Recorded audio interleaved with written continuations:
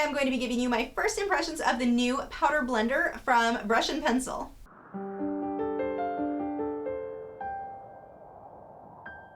Hi, I'm Lisa, the artist behind Lachri Fine Art. Now before we get started, I will say this is currently only available in the US. They are working on getting this available worldwide, so keep checking back. If this is not currently available for you, contact your local art suppliers and let them know that this is a product you would like them to start carrying. It'll make it easier for Brush and Pencil to get this into these other stores. But it is something that they are seriously working on, so hopefully it will not take long before it's available for you guys too. Just for transparency, this kit was given to me for this review. I did not purchase it myself, but these opinions are all my own and I am not being paid to make this video. I have to throw that out there because when I get really excited about a product, I turn into a walking advertisement and people assume I'm doing it just because I'm making money. No, I'm just really that excited about it. So when you order the kit, you get this little canvas bag. The kit comes with advanced colored pencil texture fixative, which I'm pretty sure is one of the best things that ever happened to me. I don't get out much. You get a can of advanced colored pencil final fixative. You get a little jar of colored pencil touch-up texture. You get a container of the colored pencil powder blender and a container of the colored pencil titanium white. I apparently didn't close the lid on this all the way because it is all over my hands now. No worries, it's non-toxic. You also get a couple of little sponge applicators that you will be using for blending this product. So starting off, you want to use a non-absorbent paper like sanded paper or gessoed paper. You do not want to just use your regular drawing paper. I made the mistake of thinking, well, it's colored pencil. I've always liked Fabriano Artistico. I'll spray a couple coats of the texture spray and I should be good to go, right? Not so much. This was my first attempt. Now, the first thing I want to warn you with this is not like working with colored pencils how you've done in the past. You're going to be doing this a lot differently, so you kind of got to learn how to do this all over again, sort of. So when we look closely at this, you can see I've got a very grainy, gritty look. I wanted a soft, blurry, out of focus look, which is what this stuff can do. But because I was using a paper that was too absorbent, I didn't have a good enough seal on it, on the surface, so the powder blender was just soaking into the paper. It wasn't actually blending like I wanted it to. So I showed this to Aliona and said, hey, I've got 6 coats on here. Is this what it's supposed to look like right now? Like, I didn't know if it was something where if I kept layering, it would start to soften out. My first thought was, this is really not saving me any time. It would be faster to do this with my odorless mineral spirit. Yeah, that's because I was doing it wrong. So the thing is, when they say a non-absorbent paper, they're serious. Like, don't think it's going to be okay like I did or this is going to happen. So what exactly do they mean by non-absorbent? The 2 options are either sanded paper, which I did order, but I had to wait a week for it to come, so I haven't played on that yet. Or you can take your regular paper and put a few coats of gesso on it. I used my airbrush to spray gesso so that it was a nice even coverage over the entire paper. Now at this point I realized this is not going to be as easy as I thought it was to learn, so I actually used some very inexpensive paper. It was just my Strathmore 300 series medium drawing paper. You can also paint the gesso onto your paper. Whenever I've used gesso on canvas, a sponge brush gets less streaks than a paintbrush, so keep that in mind. The next tip I have for you, when you do gesso your paper, make sure you let it dry for at least 24 hours. I was told that if you don't, even though it's dry to the touch, it has to cure. And if it doesn't, it will start to gunk up when you start applying the powder blender and the pencil. So make sure, just once you've gessoed it, let it dry for 24 hours before you start working on it. So let's go ahead and take a look at what I learned while working on this project. I'm going to start this out in real time just because I want you guys to see how easy this is to apply. Normally, you know, I work in tiny little circles and make sure that I get nice even coverage, and here I didn't need that. As I work, I'm going to be working this pencil in every which direction, and it really doesn't matter. You do want to keep a fairly light hand though, which I'll show you later on. If you push very hard, it gets too much pigment on the paper, it kind of sticks to it and it doesn't blend out well, so you end up with that gritty, grainy look. But here, just working really light, very quickly. This is not sped up, it's just that quick to get coverage. Very unlike how I've blended in the past. And notice how uneven my coverage is. I don't need a sharp pencil. I can overlap all different directions, it really is not going to matter in the end once I start blending this out. Now, if you are using your polychromos, you do not need to put powder blender down first. If you're going to use a wax-based pencil, you want powder blender down, then the pencil, then you'll blend again with powder blender. But with the polychromos, I was much happier with the results I got with the oil-based pencil with the polychromos than I was with any of my wax-based pencils. The wax-based tends to stick to the paper a bit more, so I did like, for my blurry background, really preferred the polychromos for this product. Again, I'm new to it, so I may change my mind later on, but right now the polychromos were just way easier to blend out. So with polychromos, you don't need to put powder blender down first. You can just put the pencil down and then blend on top of that with the powder blender. So I'm blending this out with the little sponge applicator that the kit came with. You can see that really softened up so easily. The first day of working on this, I had the entire paper covered with colored pencil, which is not normal. Normally that would have taken me at least 2 days. So I'm layering my next set. Now, you don't actually need a whole lot of the powder blender. That was one of my problems that I had early on when I was working on the wrong kind of paper. I felt like I needed more. There was never enough, and that's because it was soaking into the paper. If you're using the gessoed paper or sanded paper, it's not soaking in, so you don't need very much, so that little bit will actually last a fairly long time, or longer than I expected it to anyway. Now, all of this is being done. I've not sprayed the texture fixative on it yet. The nice thing with this too, it erases so easily. So if you mess up and realize, oh my gosh, that branch was too thick, like what I just did there, erase it and go over it. No big deal. So unlike how we've worked with colored pencil in the past. Once the texture fixative has been sprayed over it, then it's not going to lift off. But as long as it hasn't been sprayed yet, you can erase it completely. So you get a look that's very much like pastels without the mess of pastels. Personally, I can't stand the feel of pastels on my hand. Freaks me out, but I also don't like to wear gloves, so that's not an option. I love the look. I just can't bring myself to work with them. So this is a really nice alternative because you're getting that look without that mess or the chalky feel. So I'm putting a darker color on this, and notice all of my brush strokes or my pencil strokes are going in different directions. You're not even going to be able to tell once I blend this out.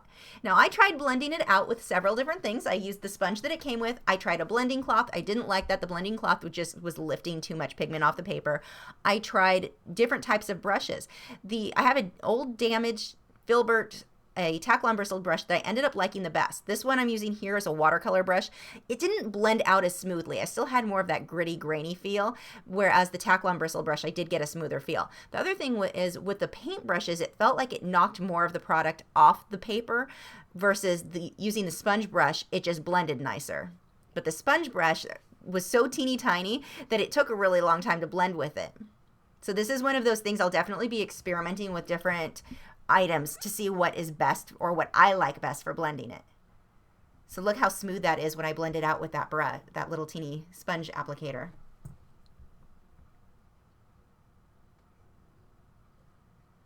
I still can't get over how smooth this is, and this takes almost no time. I mean, I know it's sped up, so it's hard for you to tell, but seriously, I was probably maybe not even 30 minutes into this piece, and look how much coverage I've got. I'm guessing it may have been a few minutes longer. I don't remember. But nice and smooth. Now, anywhere where you're seeing that grainy, gritty look, it's because I pushed too hard with a pencil.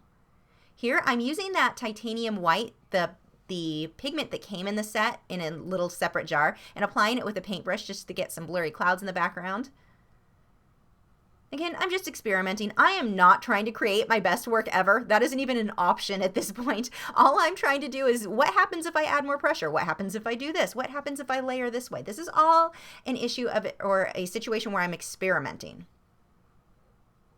Now, I was worried with this because this paper has a lot of texture to it. I wasn't sure if I was going to be able to get really fine detail. I mean, okay, blending the background, that's fine. That's one thing. What about the detail? It is so much better than what I've used before because of the way that you can layer. Here you can see how I'm getting that dark red color in there. I'm going to be able to take white on top of that and get all this little detail in that branch that would have been nearly impossible to get, at least not the contrast that I'm going to get here. without using this texture spray. This texture fixative that I've used on this paper, or working on the gestoed paper in the first place, it just creates a really nice tooth. It's not too much. I thought it was going to be too much tooth. It's not. It was so nice. Now notice the little pussy willows that I started there. I've darkened them. I'm starting really dark. Look how the white shows up against it. Imagine how much easier doing whiskers on animals is going to be, because that white just goes over the darks like it's not even there. It is not like anything I've ever experienced before with colored pencil. It was crazy how much easier this was to do. Again, blended it, made it dark, and then go right over it with my Luminance white, and it completely shows up. There's so many things. The inside of animal ears, like tigers, they have these little white hairs that are always such a pain for me to do, because you have to work in reverse. You're putting the dark areas in between the light areas. You have to leave the light, or it's never going to get back white again. That's not the case with this. Working on the texture, the pencil just sticks to it so well. So I was a little bit worried, though, going onto the bird. What about the detail here? Because this is even smaller detail. Nope, it was totally easy, easier than how I normally work. Again, because of the way that I'm able to layer the lights over the dark, it's more like working in an oil painting, or the way that we oil paint or work with acrylics, the layering and the glazing. I didn't have to worry about leaving the white of my paper showing through at any point. I could bring it back up to white anywhere I wanted. And if I started to lose the tooth of the paper, I know I can go back over it with that texture fixative, and that's going to bring it right back. So whereas before we were limited on how many layers we could get, not a problem here. They tested this and gave up at 70 layers because they realized that it really is unlimited when you're using that texture spray. I can't even imagine 70 layers. I normally cap out at around 20. So here with the little feet, you can see I can still get all my little detail. If I'm too blurry, no big deal. I will come back and add detail on top of it. Look how the white shows up against the black on the bird's neck. That the white pencil just really went over it well. And then I was able to take a darker pencil because I went too white. I took one of my brown pencils and did what would be considered a glaze in oil painting, darkened it up. You can still see all the little detail with the white, but I tinted the color to make it a bit darker. I'm really excited, as you can tell, because this is so much like how I work with oil painting. But way easier to get the detail and no wait of dry time. You can see I've got that tail really dark, and look how that white, again, that white just goes over it like it's not even there. No problem at all.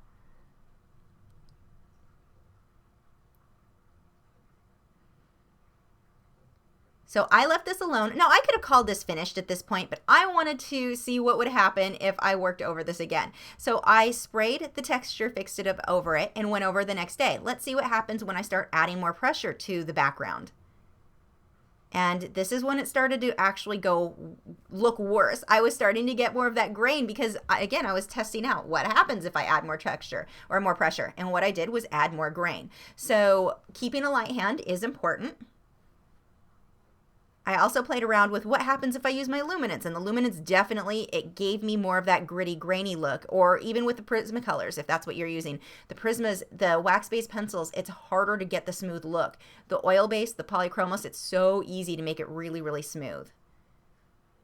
Trying out different brushes, seeing which I like best, and definitely I prefer at this point that Taklon bristled filbert.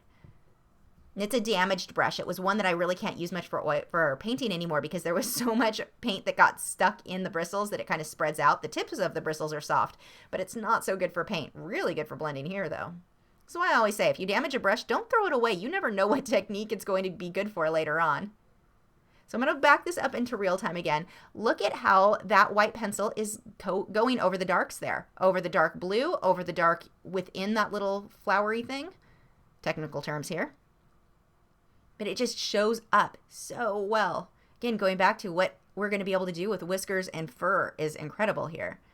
The other thing I really like, look at the little dots. I can't get little dots to show up like that. Like if I was doing snow spray, I used to have to do a technique that was kind of a pain with browned up colored pencil and melting it, and it was a whole thing. Now you can really just put little dots over the dark areas. So you're able to get so much more detail, so much easier than before.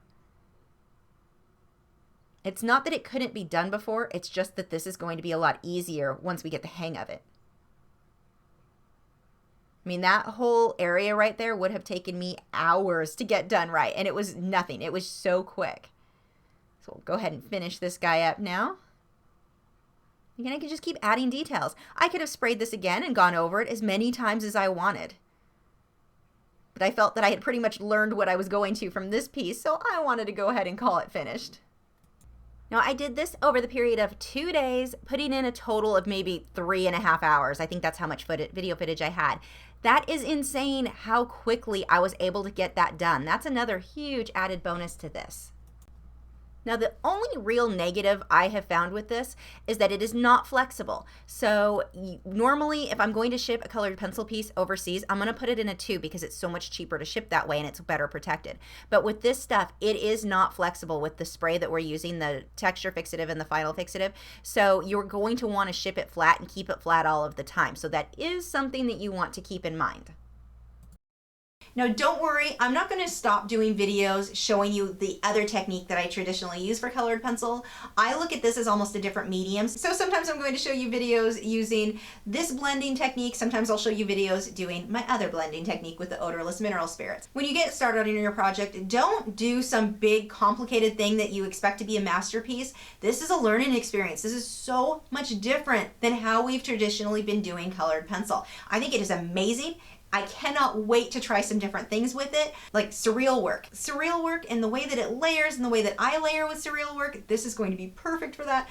So excited. But it's going to take me a few pieces of experimenting and getting the hang of this before I'm able to get work that I've created with the powder blender to be to the same quality or the same level as work that I create my traditional way, just because I'm new to this and I'm really experienced with the other way. Don't feel like I'm really good with colored pencil, so this is going to be a breeze. There is going to be a bit of a learning curve there, so definitely expect that.